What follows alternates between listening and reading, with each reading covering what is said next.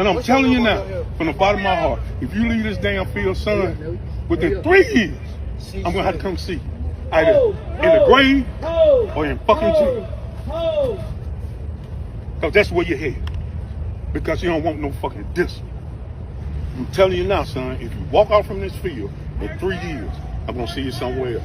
And I don't want to do that. I told you that before. Now I'm telling you again. It's your choice.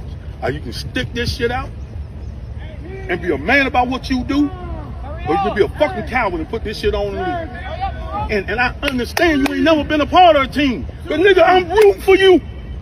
Look at me, man. I'm rooting for you. Nigga, I pray for you every night. Out of all these kids, I pray for you. Because I don't want to see you out there, boy. You got so much in you. So much. You don't even recognize it. Can't lose, you can. I can't. I fight for you all the time. When you wasn't here, I prayed for you, dude. And I mean that from the bottom of my motherfucking heart. If you ain't never thought a man love you, nigga, I love you. And I ain't just talking about for this goddamn football team either. That's the last thing I think about. Nigga, I'm gonna follow you all the way through high school. I'm gonna make sure you get the way you get. But you can't quit on me, nigga. You can't quit on me. Now that right there, that's what people need. What this coach is telling this kid, he's not getting that from home. He's doing whatever he wants to do. Probably a single parent home situation. And if that kid has both parents in the home and he's doing that, typical situation of mom and dad is probably never home. They're out running the streets, partying, doing the same things the kids are doing. If it's a single mom situation, usually a single father got that kid in check. A single father usually is different. Single mom, different. Mom probably out partying, chilling, trying to be the cool mom.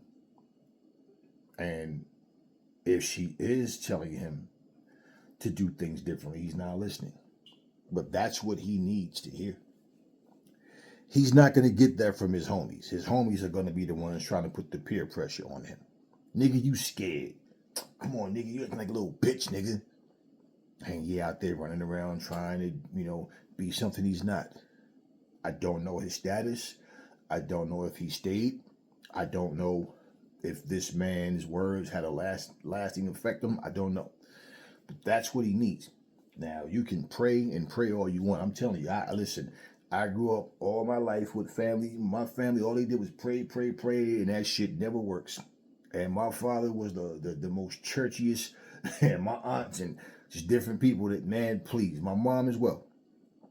Everything was God and doing this, the Bible says. Yeah. And you can pray all you want. You have to make the effort, okay? You can't clap your fingers together and learn how to do math, read, or write. You can't clap your fingers together and all of a sudden open them and there's food in front of you. All that magical superpower shit, it doesn't work. You have to make the change. You have to make the effort. You have to take accountability. And you have to learn to fucking listen and understand. People who've been there already, they know more than you fucking know. These little motherfuckers you running around here with, they're not going to do nothing except stand there. If they still do this shit, pouring out fucking liquor for your ass for not being here. When you get locked up, they're not going to see you. They're not coming to see you. The most they'll do is every now and then your name come up. Yo, remember that time that nigga stole that car? It's my nigga, yo. I miss that nigga, yo. Word up, yo. It's my nigga, yo. That's all they're going to do. Meanwhile, you locked up with a bunch of booty bandits and your freedom's gone. Or your ass is just gone, young, for making the wrong decisions. Social media, that's what we need to see more of. See, all of this, do what you want, it's your life. Like I keep telling you, it's different elements, and it's coming from different directions. There's different pieces to this puzzle. Imagine somebody going, why you hating, coach? If he want to fuck his life up, let him do it. Because that's pretty much what hating is to these immature people. He's not going to get that kind of talk from people his age. He's probably not even getting it from home. And this coach is pleading. Like, I could hear the pain in his voice. Because he's trying to wake him up. He don't want to say this shit to him. And then this kid just decides he's going to quit football and walk off. Because what is he walking off for? What is it that you're replacing football with? You're going to go out and do what? Probably go somewhere, like he said, end up. It remind me of that fucking part on Lean on Me when Joe Clark was telling that remember that kid that was dropping out of school, and he's like, you're going to end up dead. And these are things like 2 or 3 years, something like that. You'll be dead, right? That's what that reminded me of. But this is real life shit. This is real life shit right here, man. These guys jump up. Like one thing about me that I always took pride in, and anybody that knows me, they always say the same thing. If I don't see somebody for years, they always say, I was always a leader. I never followed behind nobody. And I made sure anybody in my circle, I kept their ass in check. Yeah, for real.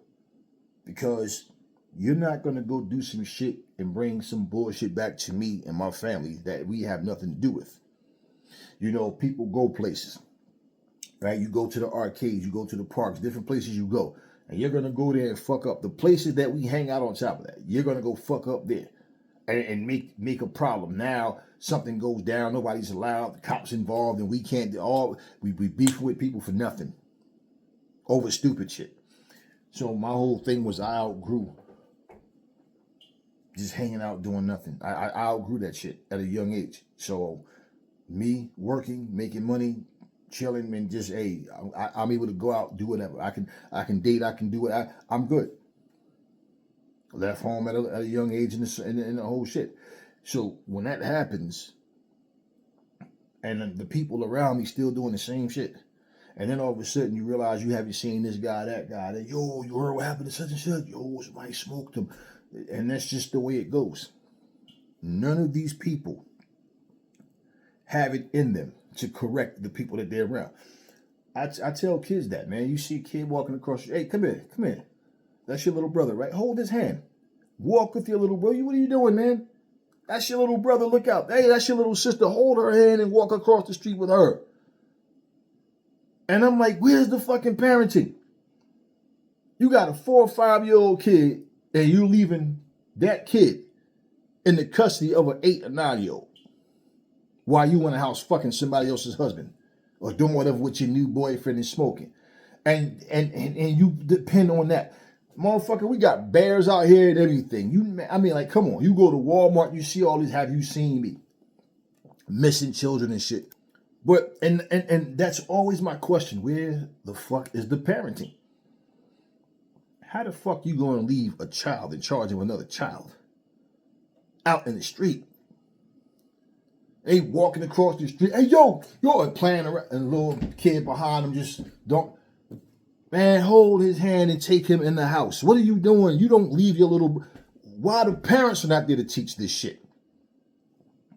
So, yeah, you don't teach it to them when they're here. By the time they get up here, you can't tell them nothing, man.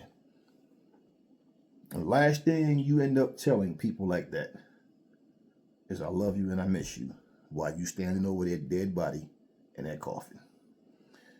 So this coach obviously cares about these kids, man, and that's refreshing, because all I ever see is these idiotic, stupid rappers bragging about beef and talking about beef. They little frail asses, and I see all these content creators sitting up here. Yo, who you think winning the fight between this one and that one? Yo, I ain't gonna lie though, he's a real nigga. Yo, nah, he a crip, my nigga. Nah, but yo, he a blood, and yo, he. This is all I see. Black people at war. I don't see none of you motherfuckers dropping gems, staring death in the fucking eyes and saying, fuck you, I'm talking to this motherfucker. You get the fuck out of here. That's what I like, seriously. And what I mean by that is, get rid of your fears and your foolish pride to think that it make you like a soft bitch to try to talk some sense into the heads of the people that need to be, told these things to. And our race of people, this generation, the black race, man, we like, yeah. This is some really disappointing shit that I see going on. You either a street nigga or some bougie motherfucker. And it don't make a difference if you're bougie or a street nigga, because all y'all claim to be Christians or so-called Muslims or whatever the fuck. It don't matter. Y'all, but it's rarely ever any middle ground where black people are just in a position of being good, down to earth, good hearted people. Nah, it's like I said, everybody want to be that nigga. Every female want to be that bitch. It just felt refreshing to see this guy get real with this little young boy and tell him what he need to hear. But hey, hopefully he'll listen. He's not doing it for the coach, he's doing it for himself. Talk to me in the comment section, y'all. Never fall in love with lies. Remember, the truth brings hate out of people. And I will catch y'all on the next video.